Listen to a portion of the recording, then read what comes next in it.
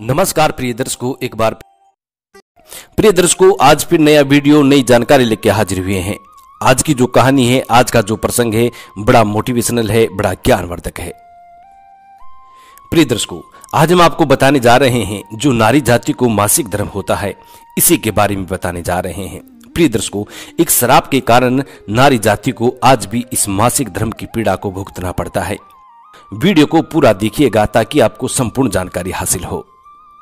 नारी जाति को मिला ऐसा भयंकर श्राप जिनको नारी जाति आज भी भुगत रही है। प्रिय दर्शकों, वीडियो शुरू करने से पहले जो लोग हमसे नए जुड़े हैं वो हमारे चैनल को सब्सक्राइब करें, बेल आइकन ऑन करें, अच्छे कमेंट किया करें ताकि हर आने वाले वीडियो का नोटिफिकेशन सबसे पहले आपको मिले और प्रिय दर्शकों आप उसका फायदा उठा सकें। शुरू करते हैं प्रिय दर्शकों आज की ये प्यारी सी कहानी, ये प्यारा सा प्रसंग। प्रिय दर्शकों, महाभारत में और रामायण काल में ऐसे बहुत से प्रलयकारी श्राप दिए गए थे जिनका असर आज भी मनुष्य पर दिखाई देता है। और प्रिय दर्शकों, ऐसे ही कुछ श्राप नारी जाति को भी दिए गए थे जिनका असर आज कलयुग में भी नारी जाति पर दिखाई देता है। प्रिय दर्शकों, आज हम आपको बताने जा रहे हैं नारी जाति को भयंकर और पीड़ादायक जो श्राप मिला हुआ है। हर महीने मासिक धर्म जो नारी जाति को होता है, ये बड़ा पीड़ादायक होता है। प्रिय दर्शकों, इसी के बारे में आज आपको संपूर्ण जानकारी मिलने वाली है कि नारी जाति को ये मासिक धर्म जैसी पीड़ा क्यों मिली है। ऐसा कौन सा कारण है जिनके कारण नारी जाति को इतना कष्टदायक श्राप मिला है और जिसको आज भी नारी जाति भुगत रही है। हर महीने नारी जाति को भुगतना पड़ता है। प्रिय दर्शकों, वीडियो को पूरा देखें ताकि आपको संपूर्ण जानकारी हासिल हो। नारी जाति को इसी के साथ दूसरा श्राप भी मिला है कि नारी जाति अपने पेट में किसी बात को नहीं छुपा सकती। प्रिय दर्शकों, ये चीज को आपने महसूस भी किया होगा और आपने देखा भी होगा कि स्त्रियों के मन में, स्त्रियों के पेट में कोई बात नहीं रुकती है। वो बात चाहे कितनी सीरियस क्यों ना हो, लेकिन वो बात नारी जाति के पेट में नहीं रुकती है। नारी जाति आज नहीं तो कल, कल नहीं तो परसों, एक न एक दिन नारी जाति उस बात को एक दूसरे से कह ही देती है और उसको पता भी नहीं लगता कि उसने उस बात को किसी से कह दिया है। बातों ही बातों में स्त्रियां उस बात को कह देती हैं। प्रिय दर्शकों, पहले हम इसी बात पे बात करते हैं कि नारी जाति को यह श्राप क्यों मिला है कि उसके पेट में कभी कोई बात नहीं रुकती है। प्रिय दर्शकों, यह श्राप महाभारत के दौरान युधिष्ठिर ने सभी नारी जाति को दिया था। इस श्राप की कथा कुछ इस प्रकार है। जब अर्जुन ने महाभारत के युद्ध में अंगराज कर्ण का वध कर दिया था, अंगराज कर्ण का वध होने के बाद माता कुंती ने कर्ण की मृत्यु पर दुखी होते हुए अपने पांचों पुत्रों यानी पांचों पांडवों को बताया था कि कर्ण तुम्हारा शत्रु नहीं है बल्कि तुम्हारा बड़ा भाई है, यानी तुम्हारा ज्येष्ठ है। और प्रिय दर्शकों, माता कुंती ने पांचों पांडवों को कर्ण की जन्म की कथा भी सुनाई थी कि किस तरीके से माता कुंती ने कर्ण को जन्म दिया था और अपने कुंवारेपन में भूलवश सूर्य का बीज मंत्र का जाप करके और सूर्य को प्रसन्न किया और सूर्य को आने तक मजबूर कर दिया। सूर्य को मजबूर करके अपने पास बुलाया और उनके तप से कर्ण का जन्म हुआ था। और प्रिय दर्शकों, ऐसी मजबूरी में आकर कर्ण को पानी में बहा दिया गया था। जब इस सत्य को सभी पांडवों ने जाना, उनको पता चला, तो पांचों पांडवों को बहुत ज्यादा दुख हुआ और धर्मराज युधिष्ठिर इस बात को जानकर बहुत क्रोधित हुए और युधिष्ठिर अपनी माता कुंती पर क्रोध करते हुए बोले कि मैया, आपने हमसे कैसा अनर्थ करवा दिया है। अगर आपने हमें यह भेद पहले बता दिया होता तो हम कभी भी अपने ज्येष्ठ भ्राता से युद्ध नहीं करते। और धर्मराज युधिष्ठिर अपनी माता पे क्रोधित करते हुए समस्त नारी जाति को एक श्राप दे दिया कि आज के बाद नारी जाति के मुख में, नारी जाति के पेट में कभी भी कोई बात नहीं छुपेगी। नारी जाति को भयंकर से भयंकर भी बात बता दी जाए तो उसको भी वो उगल देगी। इस तरीके का श्राप युधिष्ठिर ने नारी जाति को दिया था। प्रिय दर्शकों, उसके बाद आज तक नारी जाति अपने पेट में किसी बात को नहीं छुपा सकी, चाहे वो बात विनाशकारी क्यों ना हो, लेकिन फिर भी नारी जाति उस बात को अपने पेट में नहीं छुपा पाती है। प्रिय दर्शकों, अब आता है दूसरा श्राप।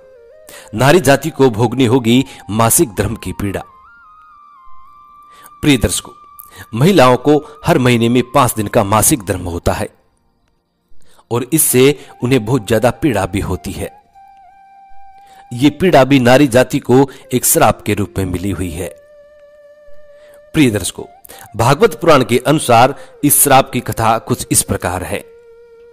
प्रिय दर्शकों, एक बार देवताओं के गुरु बृहस्पति देवराज इंद्र से क्रोधित हो गए थे और इसी का लाभ उठाकर असुरों ने स्वर्ग पर आक्रमण कर दिया और इंद्र को अपना स्वर्ग छोड़कर भागना पड़ा। तभी इस समस्या का समाधान करते हुए ब्रह्मा जी ने देवराज इंद्र से कहा कि तुम्हें किसी ब्रह्म ज्ञानी की सेवा करनी चाहिए जिससे तुम्हारा स्वर्ग तुम्हें वापस मिल सके। ब्रह्मा जी की आज्ञा का पालन करने के लिए देवराज इंद्र ने एक ब्रह्मज्ञानी की सेवा करना शुरू कर दी थी, लेकिन इस बात से इंद्रदेव बिल्कुल अनजान थे कि जिस ब्रह्मज्ञानी की वो पूजा कर रहे हैं, जिस ब्रह्मज्ञानी की वो सेवा कर रहे हैं, उनकी माता एक असुर थी। उस ब्रह्मज्ञानी की माता के दिल में हमेशा असुरों के लिए हमदर्दी होती थी और देवताओं से बड़ी नफरत किया करती थी। प्रिय दर्शकों, देवताओं की तमाम सामग्री, जो भी पूजा पाठ की देवताओं की जो सामग्री थी, वो सभी सामग्री असुरों को समर्पित हो रही थी, असुरों के पास जा रही थी। प्रिय दर्शकों, जब देवराज इंद्र को इस बात का ज्ञान हुआ तो वो क्रोध में आ गए और क्रोध में आकर उस ब्रह्मज्ञानी की हत्या कर दी जिसकी वो सेवा कर रहे थे। और प्रिय दर्शकों, इसी की वजह से देवराज इंद्र पर ब्रह्म हत्या का पाप चढ़ गया, जो कि एक असुर के रूप में देवराज इंद्र के पीछे पड़ गया था। प्रिय दर्शकों, इस पाप के असुर से, प्रिय दर्शकों, अब इस पाप के असुर से छुटकारा पाने के लिए देवराज इंद्र ने अपने आप को एक फूल के अंदर छुपा लिया था और प्रिय दर्शकों 1 लाख वर्ष तक श्री हरि विष्णु की तपस्या की। और प्रिय दर्शकों 1 लाख वर्ष तक देवराज इंद्र ने भगवान विष्णु की तपस्या की थी। तब भगवान विष्णु ने खुश होकर के देवराज इंद्र को उस असुर से बचाया था और श्री हरि विष्णु ने देवराज इंद्र को इस पाप से छुटकारा पाने के कुछ उपाय बताए थे।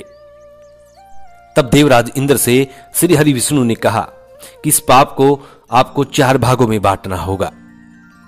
इस पाप के अंश को आपको 4 भागों में बांटना होगा। पेड़, पानी, पृथ्वी और स्त्री, इन चारों को अंश अंश मात्र में आपको बांटना होगा। तब देवराज इंद्र ने इन चारों को बुलाकर इनसे रिक्वेस्ट की। तब ये चारों राजी हो जाती हैं। पानी, पेड़, पृथ्वी और स्त्री चारों मान जाती हैं और अपने लिए एक एक वरदान की कामना करती हैं। तब इंद्र ने पेड़ को वरदान मिला। प्रिय दर्शकों, तब पेड़ को वरदान मिला कि वो अपने आप को कभी भी किसी भी स्थिति में जीवित कर सकता है। और पानी को वरदान मिला कि वो किसी भी वस्तु को अच्छी तरह स्वच्छ कर सकता है, शुद्ध कर सकता है, साफ कर सकता है। और पृथ्वी को वरदान मिला कि पृथ्वी के अंदर कोई सा भी गड्ढा हो वो अपने आप भर जाएगा, कैसी भी चोट हो वो अपने आप भर जाएगी। ये वरदान पृथ्वी को मिला। और अंत में स्त्री यानी नारी जाति को मासिक धर्म की पीड़ा मिली। इस मासिक धर्म की पीड़ा के साथ इंद्र ने नारी जाति को एक वरदान भी दिया। प्रिय दर्शकों, इंद्र ने नारी जाति को यह वरदान दिया कि जब भी महिला, जब भी स्त्री, जब भी नारी जाति मर्दों के साथ शारीरिक संबंध बनाएंगी तो इसका आनंद उन्हें 2 गुना ज्यादा मिलेगा। एक ऐसा वरदान नारी जाति को मिला है। प्रिय दर्शकों, इसी वजह से नारी जाति को हर महीने मासिक धर्म होता है और ये बड़ा पीड़ादायक होता है।